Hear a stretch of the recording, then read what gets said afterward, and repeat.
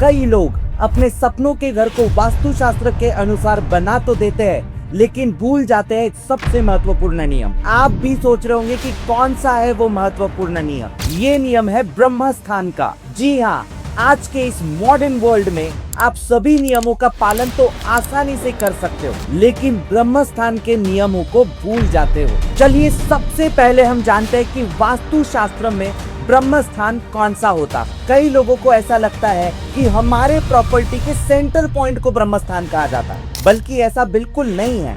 हमारे प्रॉपर्टी के central zone को ब्रह्म स्थान कहा जाता है। चलिए जानते हैं ब्रह्म स्थान संबंधित कौन से नियमों का पालन हमें करना चाहिए।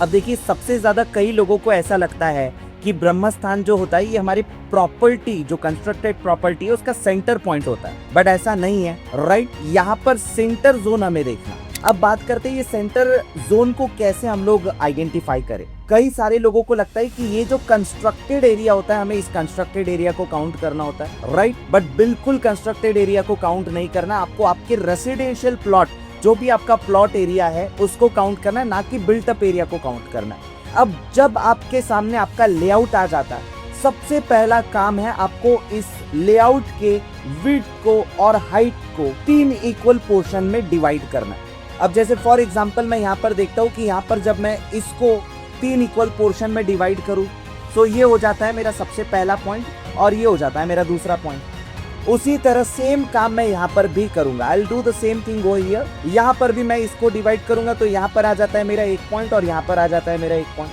फिर उसी तरह नेक्स्ट काम रहेगा इसके हाइट को भी लेना। राइट, सो आप देख पा रहे होंगे यहाँ पे मेरा 1 पॉइंट आया, यहाँ पे मेरा 1 पॉइंट आया। फिर उसी तरह अगले जो मेरे 2 पॉइंट बनते हैं वो इस डायरेक्शन में, यहाँ पर 1 पॉइंट बना, यहाँ पर 1 पॉइंट बना। अगला काम रहेगा आप लोगों को स्केल से इसको कनेक्ट करना। राइट, जब आप स्केल से इसको प्रॉपरली कनेक्ट करोगे, सभी लोग यहाँ पर अच्छे से नोटिस करना, मैं स्केल से दोनों पॉइंट्स को इक्वली डिवाइड कर रहा हूँ और बाद में इसको मैं कनेक्ट कर रहा हूँ।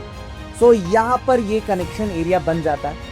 सो अब जब हम लोग देखेंगे इस प्लॉट पे, या ये जो मैप मेरे साथ है, यहाँ पर हमें एक इंटरसेक्शन पॉइंट मिला, यहाँ पे हमें एक इंटरसेक्शन पॉइंट मिला, उसी तरह यहाँ पर एक हमें इंटरसेक्शन पॉइंट मिला और उसी तरह यहाँ पर हमें एक इंटरसेक्शन पॉइंट मिला। तो ये जो सेंटर ऑफ द जोन हो जाएगा, ये सेंटर ऑफ द जोन हो जाएगा आपका ब्रह्म स्थान।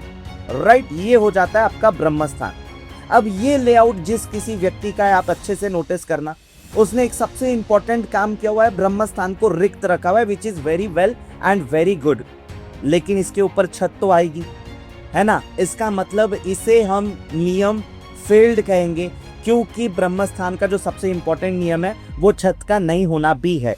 वास्तुशास्त्र के अनुसार भवन के ब्रह्म स्थान को आप हमेशा खाली रखें। इस पर ना कोई छत बनाना चाहिए और ना ही कोई दीवार बनानी चाहिए। वास्तुशास्त्र में ब्रह्म स्थान को मुक्ताकाश रखने का नियम है। मुक्ताकाश यानी जहाँ से आकाश आसानी से दिखाई दे। वास्तुशास्त्र के नियम के अनुसार ब्रह्म स्थान पर ना कोई रसोई, ना ही शयन कक्ष और ना ही कोई शौचालय का निर्माण किया जाना चाहिए। ब्रह्म स्थान के नीचे कोई तल घर का भी निर्माण नहीं किया जाना चाहिए। वास्तुशास्त्र के अनुसार ब्रह्म स्थान के ऊपर पानी की टंकी, कोई भी सेप्टिक टैंक, भूमिगत पानी का स्थान, कुआं इत्यादि का निर्माण भी करना वर्जित है। अब जानते हैं क्या होगा अगर इन नियमों का पालन ना करें। वास्तुशास्त्र में ब्रह्म स्थान को रिमोट कंट्रोल कहा गया। क्या होगा अगर किसी डिवाइस का रिमोट कंट्रोल ही काम ना करे? क्या वो डिवाइस किसी काम का नहीं ना।